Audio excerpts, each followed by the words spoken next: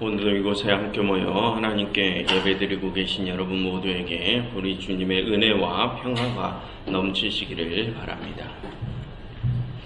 지난주까지 우리는 하나님께서 이스라엘을 애굽에서 구원하시고 광야에서 그들을 훈련시키시고 그들을 신의 산으로 부르시어 십계명과 율법들을 주시면서 그들을 당신의 일꾼 삼으시는 내용까지 살펴보았습니다.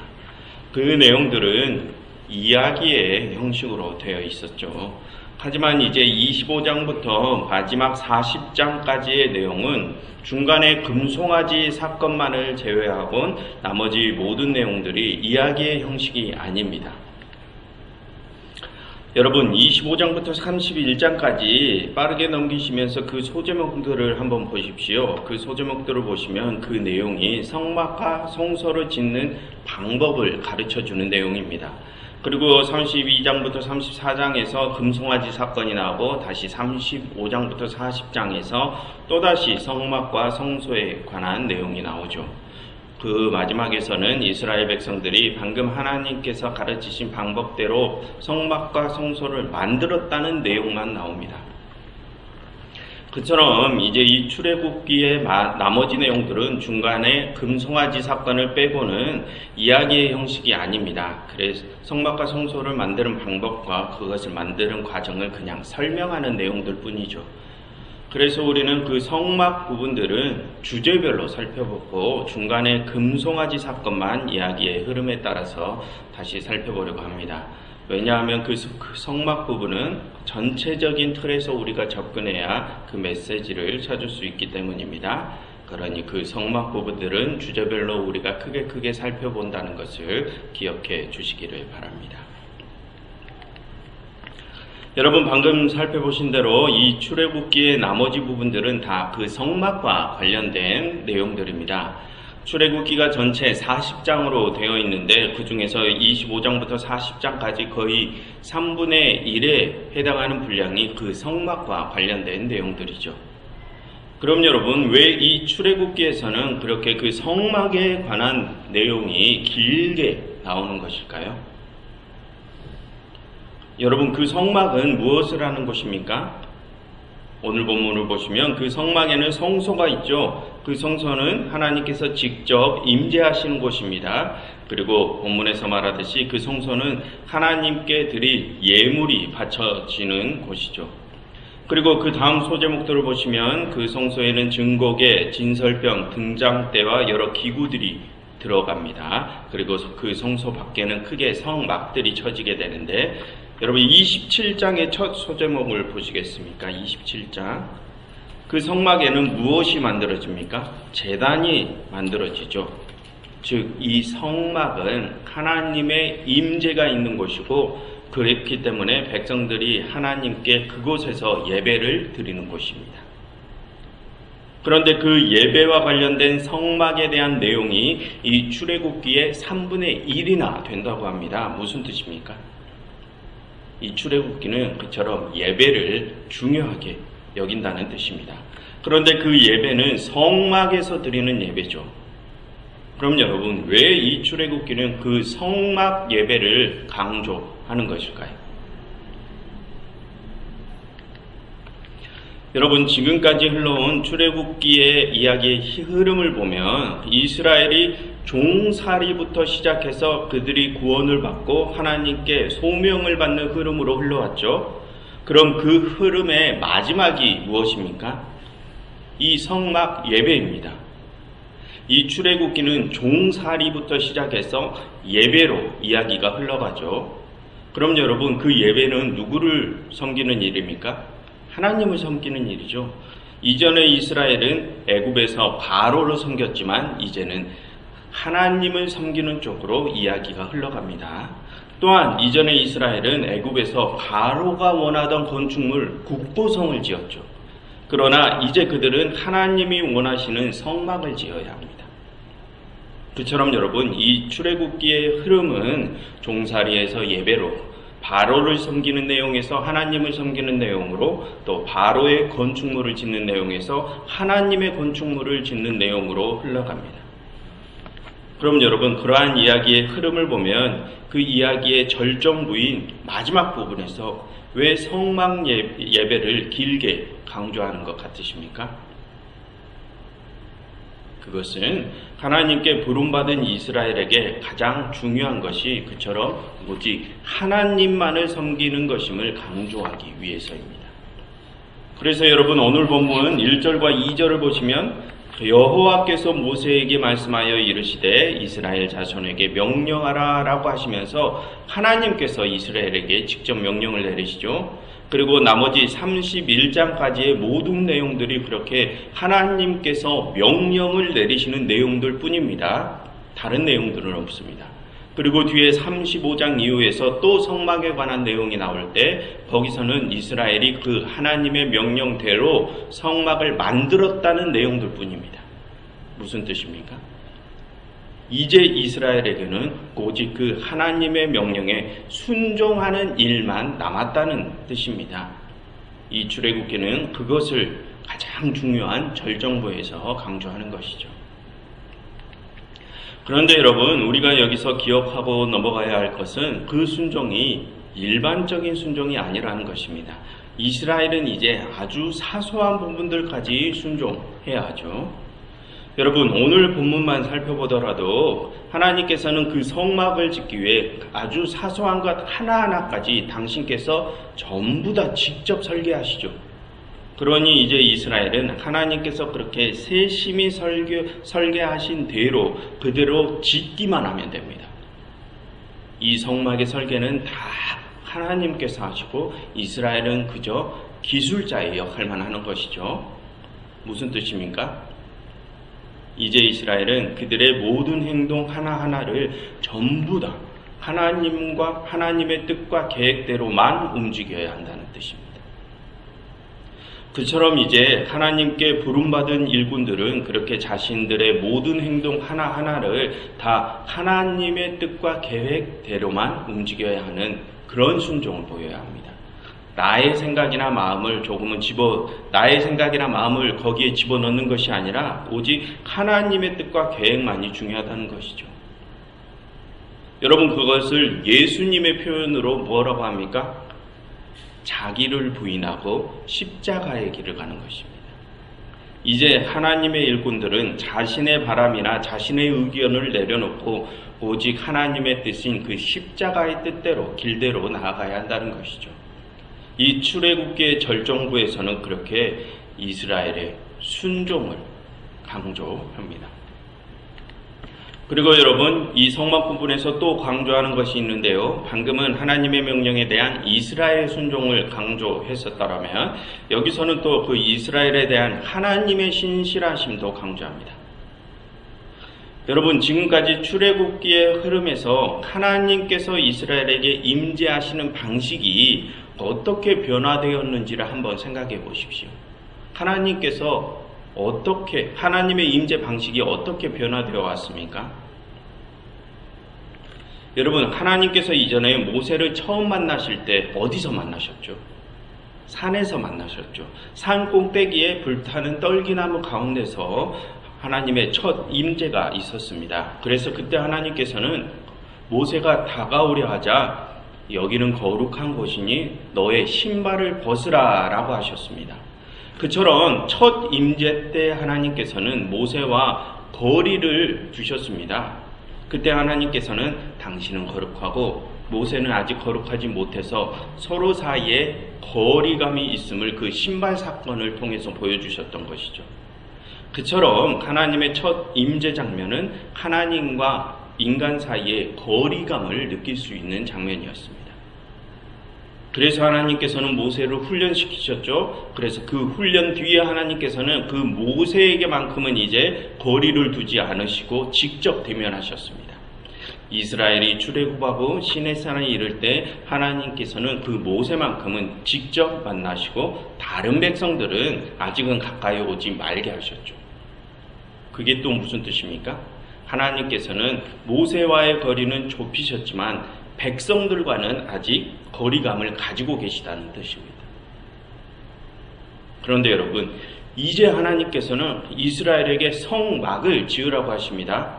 그리고 거기에 당신께서 거하실 성소를 지으라고 하시죠. 무슨 뜻입니까? 이제 하나님께서는 당신들 백성들 가운데 직접 임재하시겠다는 뜻입니다. 이제는 백성들과도 직접 함께 하시겠다는 것이죠. 여러분, 뒤에 민수기 이후의 내용들을 보면 이스라엘이 진군할 때 항상 어디에 성막을 짓습니까? 항상 자신들 진영 한가운데 짓습니다. 그처럼 이제 하나님께서는 당신들 백성들 한가운데 임재하시어 그들과 직접 함께 하실 것입니다. 그럼으로써 하나님께서는 그들에게 신실하실 것이죠. 그처럼 이 성막 부분은 이스라엘의 순종만을 강조하는 것이 아니라 그 이스라엘을 향한 하나님의 신실하심 또한 강조합니다. 그럼 여러분, 이 출애굽기는 왜 그러한 것들을 강조하는 것일까요? 이스라엘의 순종과 하나님의 임재, 그리고 그것이 성막 예배와 관련되어 있다는 것을 왜 강조하는 것일까요? 그것을 알기 위해서는 우리가 처음으로 돌아가서 이 출애굽기가 쓰여진 배경에 대해서 다시 살펴보아야 합니다. 여러분, 이전에 창세기와 출애굽기 강해를 시작할 때 그 두 책은 바벨론 포로기에 저작되었다고 말씀드렸습니다. 이스라엘의 전성기였던 다윗과 솔로몬 시대를 지나서 이스라엘이 아수르와 바벨론에 의해서 패망하고 포로로 잡혀갔을 때 그때 이 출애굽기, 그리고 아까 그 창세기와 출애굽기가 쓰였다고 했었죠. 중간중간에 몇몇 부분들은 바벨론 포로기보다 앞선 솔로몬 시대에 저작된 부분들도 있지만 이렇게 지금 우리가 가진 성경처럼 완성된 시기는 바벨론 포로기입니다. 그럼 여러분, 그 포로 생활을 하던 이스라엘 백성들, 이 출애굽기의 저자는 왜 성막 예배를 강조하는 이 이야기를 썼을까요? 여러분, 그 포로기에는 이스라엘이 하나님을 만날 성소를 갖지 못할 때였습니다. 이스라엘의 성전이 무너지고 그들이 뿔뿔이 흩어졌을 때이니까요. 그럼 여러분, 그때 이스라엘은 어떤 생각을 했겠습니까? 그 성소에서 하나님이 자신들과 함께 하셨는데 그 성소가 이제 없어졌으니 그들은 불안했을 것입니다. 그래서 그들은 왜 지금 우리가 이렇게 포로 생활을 하게 되었는가? 왜 하나님의 성소가 무너지고 하나님이 지금 우리를 떠나셨는가? 이런 생각들을 해보았을 것입니다. 그럼 여러분, 그들이 내린 결론이 무엇이었겠습니까? 그 결론이 바로 이 출애굽기에 나와 있습니다. 여러분, 이 출애굽기의 절정부인 성막 예배에 관한 내용 중에는 금송아지 사건이 있다고 그랬죠. 우상 숭배에 관한 내용이 그 절정부에 끼어 있습니다. 즉, 포로 생활을 하던 이스라엘 백성들은 그 우상 숭배 때문에 하나님의 성소가 무너지고 자신들이 지금 포로 생활을 하게 되었다고 생각한 것입니다.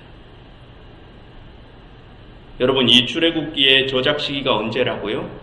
어떤 부분은 솔로몬 시대의 것이 있고 그 완성은 바벨론 포로기라고 했습니다. 그럼 여러분, 역대기와 열왕기를 보면 왜 이스라엘이 망했다고 합니까? 그 솔로몬 시대부터 시작을 해서 이스라엘의 우상 숭배가 시작되었기에 이스라엘이 패망했다고 역대기와 열왕기를 말하고 있습니다. 즉, 이 출애굽기가 기록될 때쯤에 이스라엘 백성들은 자신들의 패망의 이유를 그 우상 숭배로 결론을 내린 것입니다.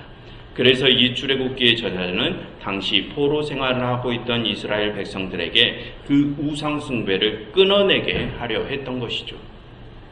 그럼으로써 저자는 우리가 우상을 버리고 다시 하나님께만 순종한다면 하나님께서 다시 우리와의 언약을 기억하시고 마음을 돌리셔서 우리와 다시 함께 하실 줄도 모른다고 생각을 한 것입니다. 그처럼 이 출애굽기의 저자는 모든 백성들에게 그 우상을 제하고 다시 하나님의 뜻에만 순종하게 하기 위해 이 출애굽기를 쓴 겁니다. 그래서 여러분, 이 출애굽기에 그 우상 숭배 문제를 다루는 금송아지 사건이 나오죠. 여러분, 그 금송아지 사건을 보면은 성막과 대비되는 면이 많이 있음을 알 수 있습니다. 화면을 보십시오.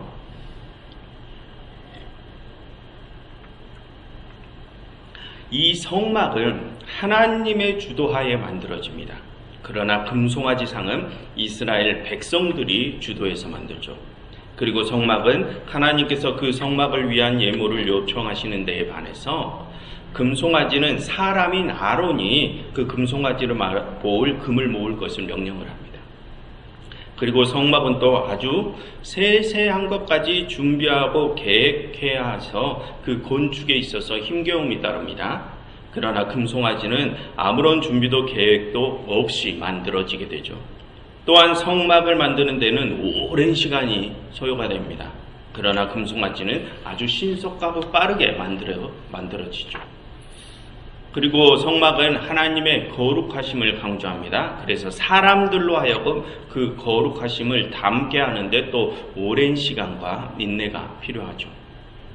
그러나 금송아지는 백성들이 지금 당장 필요한 것을 빠르게 얻어내기 위해 만든 우상입니다. 그리고 성막에 거하시는 하나님은 눈에 보이지 않으시기 때문에 그런 하나님에 대한 우리의 믿음이 요구되는 데 반해 금송아지 상은 눈에 보이기 때문에 그런 믿음이 필요 없습니다.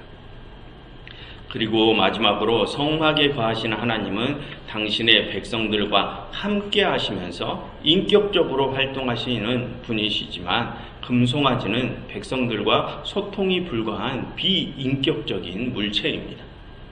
그럼에도 백성들은 하나님이 당장 자기들 눈앞에 보이지 않는다고 해서 자신들과 함께 하시는 하나님을 버리고 자신들의 눈앞에 보이는 전혀 생명력이 없는 그 우상을 섬기죠.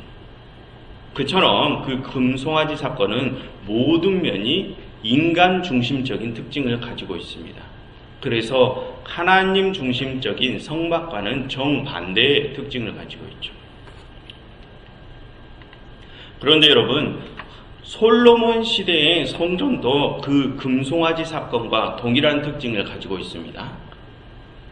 여러분, 포로기 이전의 예배는 모두 다 그 솔로몬이 왕성한 성전에서 드려졌었죠.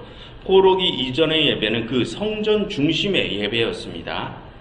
그런데 여러분, 왜 포로기의 이스라엘 백성들은 그 솔로몬의 성전 중심의 예배로 돌아가기를 바라는 것이 아니라 모세의 성막 중심의 예배로 돌아가기를 바란 것일까요? 그것은 그 솔로몬의 성전 중심의 예배에 우상숭배적인 요소가 많이 들어있기 때문입니다. 여러분, 아까도 말씀드렸지만 모세의 성막은 아주 세세한 것까지 전부 다 하나님께서 설계하셨죠. 성막의 건축자는 하나님이셨습니다. 그래서 그 성막 건축에 있어서 인간은 오직 하나님의 명령대로 행하는 기술자일 뿐이라고 했습니다. 그러나 솔로몬이 지은 성전에는 인간의 노력과 상상이 많이 들어가 있습니다. 뒤에 열왕기나 역대기에서 그 솔로몬 성전이 지어지는 과정을 모세 성막과 비교해 보면 모세의 성막을 짓는 방식대로 그 성전을 짓는 것이 아니라 그 성막을 짓는 방식에 인간의 상상력을 더 첨가해 지었음을 알 수 있습니다. 즉, 그 솔로몬 성전의 건축자는 하나님이 아니라 인간이라는 것입니다. 그리고 모세의 성막을 지을 때 오직 이스라엘 백성들만이 참여한 데에 반해서 솔로몬 성전이 지어질 때는 외지인, 즉 이교도인들도 그 건축에 참여했습니다. 또한 그 솔로몬이 그 외지인들을 참여시킬 때 온전한 품삯을 주고 참여시킨 것이 아니라 속국의 백성들을 강제로 동원해서 강제 노역을 시켰죠. 애국왕 바로처럼 말입니다. 그리고 성막은 백성들이 어디에 있든 어디로 옮겨가든 하나님께서는 그들 가운데 함께 하심을 보여주지만 성전은 인간이 지은 그곳에, 지정한 그곳에 하나님이 계셔야 함을 강제하죠. 성막은 하나님의 거주지를 한정하지 않지만 성전은 하나님의 거주를 한정한다는 뜻입니다. 그처럼 그 솔로몬 성전에는 우상숭배적인 요소가 많이 들어있습니다. 그래서 여러분, 후에 그 성전은 하나님의 거주지로 아주 잠시 받아들여지지만 많은 문제점들을 드러냅니다. 그 중에서 가장 큰 문제는 그 성전에는 하나님의 영광보다 솔로몬의 영광이 더 크게 드러난다는 문제입니다.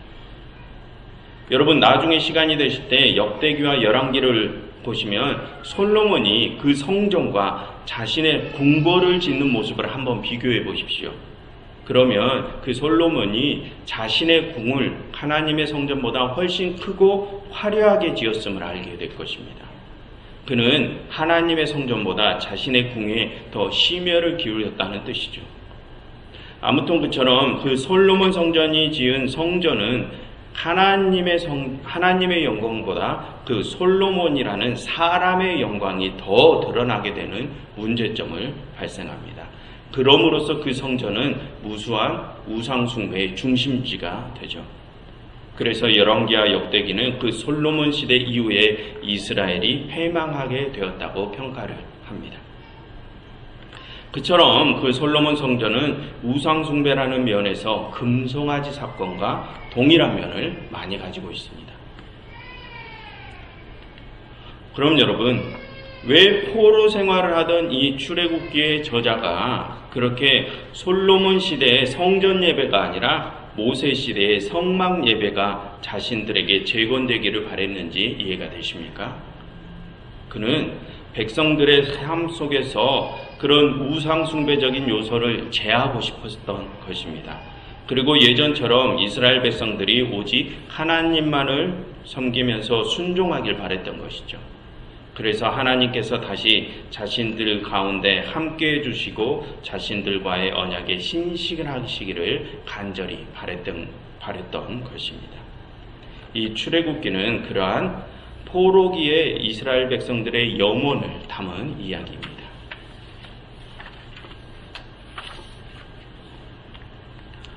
그럼 여러분, 지금 우리가 드리는 예배에 대해서 한번 생각을 해보십시오. 지금 이 시대의 교회들이 드리는 예배는 과연 솔로몬 시대의 성전 예배를 닮았습니까? 아니면 모세 시대의 성막 예배를 닮았습니까? 여러분, 하나님께서는 오직 당신께서 뜻하시는 대로 우리의 예배가 드려지기를 원하십니다. 모세 시대의 성막 예배가 하나님 중심적으로 드려졌던 것처럼 말입니다. 하나님께서는 금송아지 사건이나 솔로몬의 성전 예배처럼 인간 중심적인 예배를 원치 않으시죠. 여러분, 하나님께서는 힘겨운 과정이 있고 아주 오랜 시간이 걸릴지라도 우리에게 영원한 생명과 온전한 평안을 주시기 위해 우리를 부르셨습니다. 그런데 그 부르심에는 보이지 않으신 하나님에 대한 믿음과 우리의 생각이 배제된 순종이 요구되죠. 그래서 우리가 그 믿음과 순종의 모습으로 좁고 협착한 길을 조금씩 걸어가다 보면 하나님께서는 반드시 우리와 함께 하실 것입니다. 하나님께서는 우리가 그러한 참 예배를 드리기를 원하십니다. 그러나 솔로몬의 성전 예배는 그렇게 하나님이 원하시는 예배가 아니죠. 그 예배는 우리 인간들이 원하는 예배입니다. 우리가 원하는 것을 얻어내기 위한 예배였죠. 그래서 그것을 얻어내기 위해 그 예배 중에 우리는 하나님께 마치 뇌물을 바치듯 예물을 드립니다. 제가 이 예물을 드릴 테니 하나님께서는 저에게 더 큰 것을 주세요라고 생각하면서 말입니다. 마치 이스라엘이 자신들이 원하는 것을 얻어내기 위해 금을 바쳐서 금송아지를 만든 것처럼 말입니다. 그 예물은 하나님께서 원하시는 예물이 아니죠. 사람들이 그 예물을 요청한 것입니다. 그리고 그 성전 예배는 준비도 계획도 없이 드려집니다. 그저 주일이 되고 시간이 되면 기계적으로 예배당에 나와서 예배를 드리죠. 그렇게 그 예배에 출석을 많이 채우면 하나님이 자신들을 더 잘 봐주실 것으로 생각해서 말입니다. 그리고 그 예배를 통하여 얻어내려는 것도 명확합니다. 이 세상의 필요를 하나님께 구하고 또 그것을 하루빨리 가지게 해달라고 하나님께 강요까지 하죠. 또한 그 성전 예배는 내 마음 편하자고 하나님께 지금 당장 내 눈에 보이는 증거를 내놓으라, 결과를 지금 당장 가져오라 요구하는 간구가 메아리 쳐지는 예배입니다. 여러분, 지금 이 시대의 교회들은 어떤 예배를 드리고 있습니까? 그리고 지금 나는 어떤 예배를 드리고 있습니까? 성막 예배입니까? 성전 예배입니까? 나는 지금 하나님을 섬기고 있습니까? 우상을 숭배하고 있습니까? 여러분, 하나님께서는 지금 우리와 함께 하시며 우리에게 가장 좋은 것을 주시기 위하여 신실하게 일하고 계십니다.